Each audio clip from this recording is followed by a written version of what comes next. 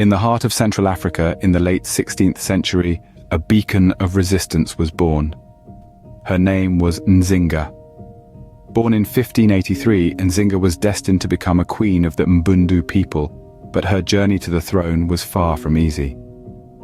As a child, she witnessed the early encroachments of Portuguese colonizers on her people's land. They erected a fort in Luanda, a blatant intrusion that was to become a symbol of the conflict that lay ahead. These foreign invaders, in their pursuit of control and wealth, disrupted the peace of the Mbundu, igniting a fire of resistance that would shape Nzinga's destiny. The Portuguese's audacious move set in motion a chain of events that would test Nzinga's bravery, leadership, and resilience. The stage was set for Nzinga to step forward, not just as a queen, but as a symbol of resistance. The year was 1622. Nzinga, representing her brother, the king, met with the Portuguese governor, a meeting that would go down in history. Imagine the scene. The Portuguese governor, expecting the usual deference shown by African nobility, had arranged only one chair for himself, leaving a floor mat for Nzinga. But Nzinga was not one to be belittled or disrespected. In a brilliant display of wit and assertiveness, she ordered one of her servants to kneel on all fours and used his back as her seat.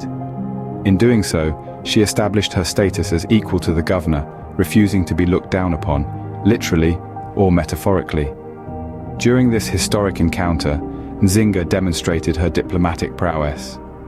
She negotiated with the Portuguese, reaching an agreement to limit their encroachment on Mbundu land. Nzinga understood the power dynamics of the time and made a strategic decision. She converted to Christianity, adopting the name Dona Ana de Sousa. This move was not just a personal spiritual choice, but a political maneuver, designed to forge closer ties with the Portuguese. However, do not mistake Nzinga's initial accommodations for weakness. She was a savvy negotiator, playing the long game. Her conversion, her name change, her negotiations, all were part of a larger strategy. She was buying time, solidifying her position, and preparing for the battles to come. But Nzinga's spirit of compromise wouldn't last long. She was a queen, and she would fight for her people. In the years to come, Nzinga would prove herself to be not just a diplomat and negotiator, but a warrior queen, unafraid to challenge the mighty Portuguese Empire in defense of her people and her land. In 1626, Nzinga became the queen of the Mbundu people. The Portuguese would soon learn they had met their match. Queen Nzinga was not one to be trifled with. She was a woman of indomitable spirit and unyielding resolution. When the Portuguese attempted to exert control over her nation, she stood steadfast, rejecting their oppressive reach. Her fervor and dedication to her people were unwavering. She would not allow foreign invaders to tarnish the land of the Mbundu or exploit their people. But Nzinga was not just a queen. She was a strategist of the highest order. She knew that to withstand the Portuguese onslaught, she needed allies. Thus, she set out to build alliances, forging connections with powerful neighbors and aligning her interests with those who could aid her cause. Her diplomatic skills were as sharp as her warriors' spears, a testament to her intelligence and adaptability. With allies by her side, Nzinga took on the role of a military leader, heading her army against the Portuguese invaders. It was a daring move, but Nzinga was nothing if not audacious. She was a warrior queen, fierce and unyielding, fighting not for power or riches, but for the freedom and dignity of her people.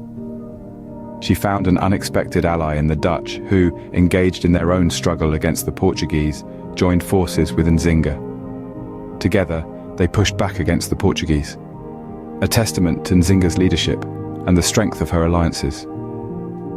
Even as the Dutch withdrew, Nzinga's battle against the Portuguese continued, her spirit unwavering.